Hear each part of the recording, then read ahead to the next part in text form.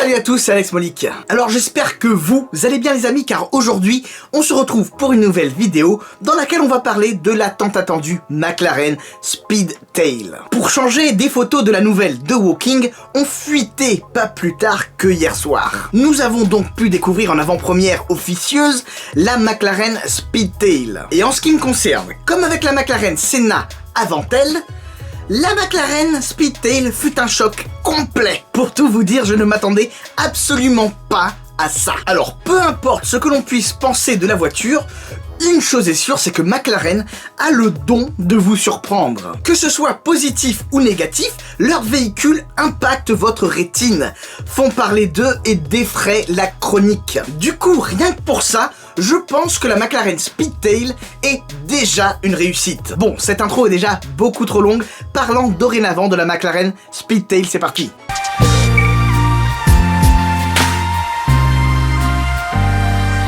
Ah, la McLaren Speedtail. Speedtail.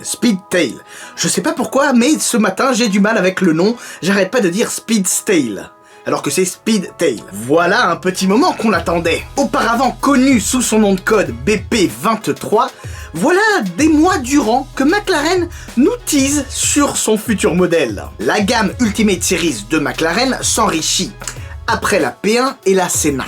Découvrons la Speedtail. Et il y a tellement de choses à dire. Déjà, au premier coup d'œil, j'étais un petit peu estomaqué. Je ne savais vraiment pas quoi en penser. Pour le coup, j'ai même laissé passer la nuit, car comme on dit, la nuit porte conseil. Dire que je reprochais au McLaren 675 LT et 600 LT de ne pas être de véritables longtail, là pour le coup j'ai été servi. Car la Speedtail fait carrément honneur à cette carrosserie typique de McLaren avec un arrière allongé et massif. Car ouais, elle fait près de 5 mètres de long. J'imagine déjà les créneaux devant les hôtels de luxe. Son 3/4 arrière et son profil sont les parties les plus rocambolesques de l'auto. Enfin, on s'y attendait tellement pas. Beaucoup y voient plein d'inspirations, comme par exemple la Jaguar XJ220, ou encore un arrière de Koenigsegg Regera. Alors, je peux comprendre tout à fait, ça m'arrive. Après, je me demande sincèrement s'il n'y a pas un petit peu de pareidolie dans l'histoire. Vous savez, cette tendance qu'a le cerveau humain à chercher du sens dans toutes les formes, partout. Mais personnellement, lorsque j'ai vu la McLaren Speedtail pour la première fois, c'était un ovni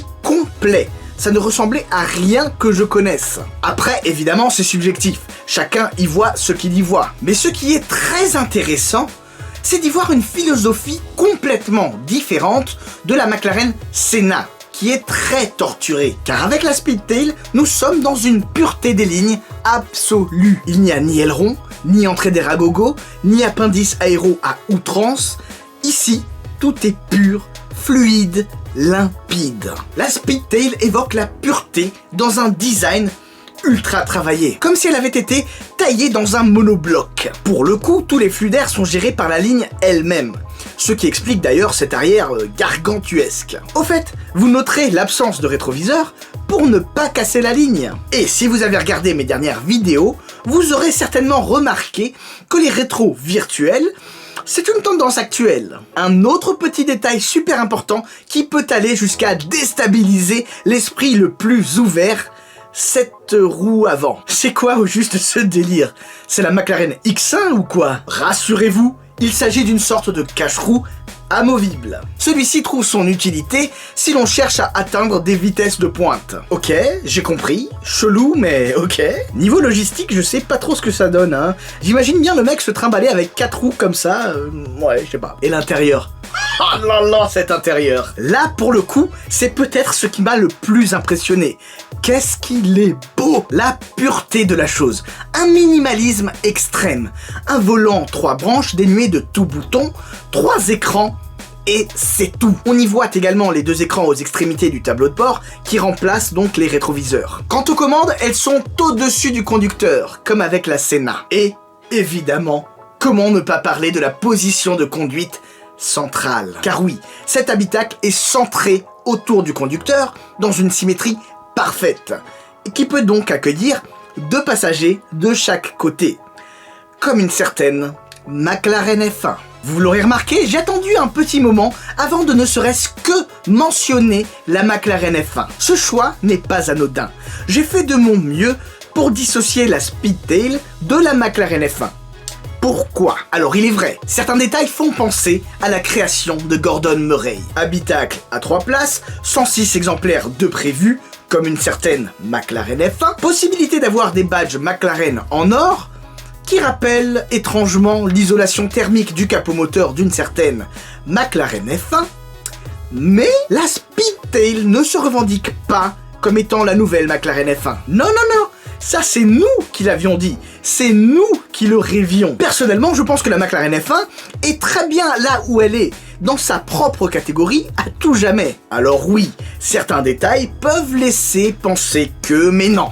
À mon avis, non. La Speedtail n'est pas la prochaine McLaren F1 et ne l'a jamais été. La comparer à la McLaren F1, c'est forcément partir avec un a priori qui ne peut résulter que dans la déception. Pourquoi vous infligez ça, je vous le demande. Ce qui ne l'empêche en aucun cas de s'y rapprocher de la F1.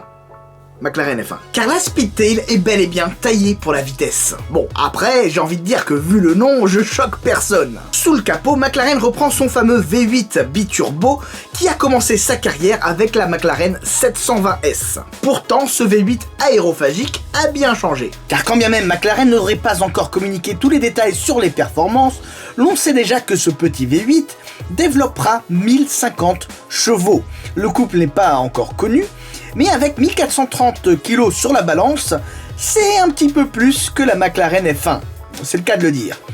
En revanche, la vitesse de pointe est de 403 km/h, un petit peu plus que la McLaren F1 qui culminait à 370.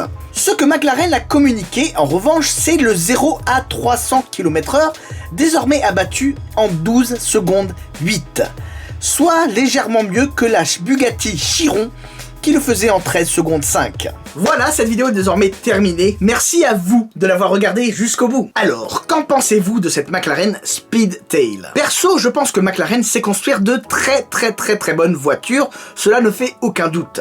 Mais visiblement, ils ont énormément de mal sur les présentations. Je pense notamment à la livrée, la configuration de la voiture. Comme avec la McLaren Senna qui avait énormément choqué à ses débuts, là pour le coup, McLaren fait dans la sobriété excessive. C'est un peu fade, à mes yeux. Et je trouve que cela dessert un petit peu l'auto, qui n'avait pas besoin de ça. En tout cas, si cette vidéo vous a plu, n'hésitez surtout pas à me lâcher un petit like, un petit pouce bleu, un commentaire ou mieux un partage, c'est super important pour le référencement. Et pendant qu'on y est, regardez toutes les anciennes vidéos, il y a de quoi faire. Mais surtout, n'oubliez pas, on n'a peut-être pas la même voiture, mais on a la même passion. Sur ce, je vous dis à très bientôt. Ciao, ciao.